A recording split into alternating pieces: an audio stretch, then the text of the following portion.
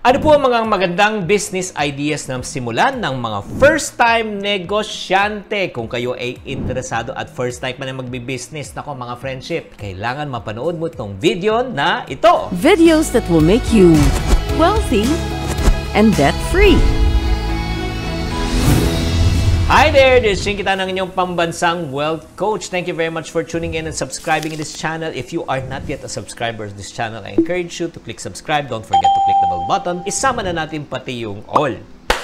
Mga friendship, bago tayo magsimula, no? Paki-type lang sa comment section kung kayo ay first time ba magbi-business. Kunyari, ikaw yung first time, okay? Mag-type kayo sa comment section. Sabi mo, first attempt. Oh, first attempt. Kaya nga parang sa mga nag-iisip talaga na ano magandang negosyo na talagang patok na pwede mong pasukan, allow me to share with you the top 5 business ideas for the first time negosyante. Number 1, karinderya, pagkain. Yum, yum, yum! Food is in demand. Araw-araw kumakain ng tao. Madalas, wala ng time minsan magluto ang mga tao. Siyempre, pagod na after work. Kaya mas prefer nila na umorder na lang. Kaya kung may mga karinderya kayo, di ba, bibili na lang sa kanto or let's say sa mga maliliit na community, ay nako, lutong bahay. Talagang yan ang negosyo na talagang napakaganda at cash flow. At ang ganda niyang cash.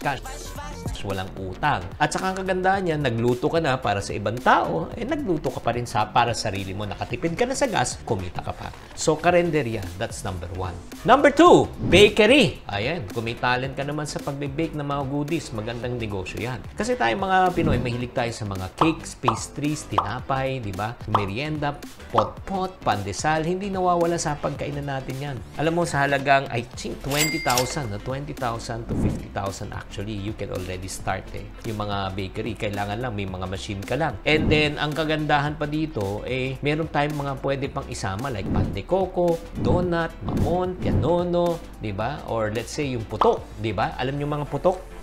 Oh no! Basta yung mga putok, ano yan pagkain po yan. Pwede kayong magbenta rin at pwede kayong mag-deliver online. Number 3, ang patok na pwede nating pagpasukan na negosyo, lalo na first-timer na talagang hit na hit ngayon. Pet shop, maniwala kayo. Dahil nga sa community quarantine, nabobor na yung mga tao. Ang mga tao gusto na talaga ng taga-aliw, tulad ng aso, pusa, di ba? Ngayong pandemic, gusto na may kasama sa bahay, makalaro at maalagaan. So, yun nga, anything that deals with mga pet supplies, mga grooming, or if not talaga, yung mga damit, mga accessories, napakaganda yun. As a matter of fact, sa bahay namin, 7 ang aso namin. Hindi pa kasama doon, ha? Next naman, isa pang patok na pwede mong pasukan for the first time na magne-negosyo talaga. Alam mo, Korean food store. Nako. Syempre, hit na hit po yung mga K-dramas. Usong-uso po yung mga food stores, ang mga binebenta ng food products. Lalo na yung mga ramen, di ba, kimchi, samgyeopsal, Korean noodles. Nako. Grabe talaga, lalo na yung effect ng BTS. At saka Blackpink sa mga Pilipino. Kaya nga, yung mga may punto ng, anyong sa'yo? Anong sa akin? Anong pakialam mo? Yun po. Kaya nga, K-pop fever is still on the rise. Kaya nga, bago natin ituloy, ang topic po natin, syempre, mag-shoutout muna tayo kay Rojin Jensen from Denmark, Europe. Iverson Avesilia, 32. At the same time, Roslyn Lopez, watching your video since 2019. Maraming salamat sa sumusuporta. And last but not the least, na patok na negosyo na pwede niyong pasukan, lalo kung first-timer kayo, nako, walang katalo-talo to.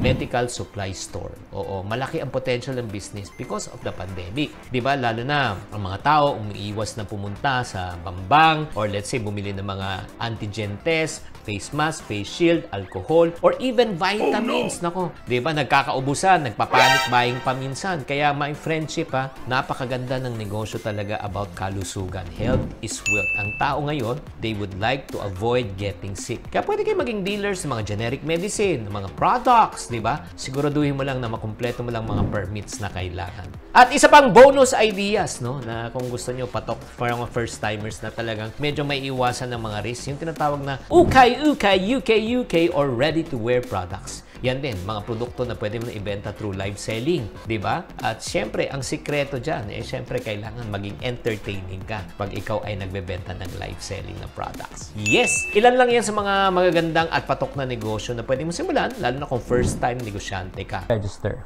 So guys, I'm looking forward to see you and serve you on Business for Everyone. Invite nyo ng mga friends nyo and yourself. And then if you do like this video, no, pakishare lang tong video na ito para magkaroon ng business ideas. No? Baka makapick kayo isang magandang business idea that can help you this coming 2022. If you do like this video, don't forget to like and don't also forget to share and subscribe because sharing is caring. This is Ching Tan saying, to every problem, there's always a solution. If you're not part of the solution, you're part of the problem. Always think positive. Thank you for watching. If you want to suggest a topic or review that you would like me to discuss on the next video, please do comment below para mabasa po namin. Thank you very much and I'll see you on our next video.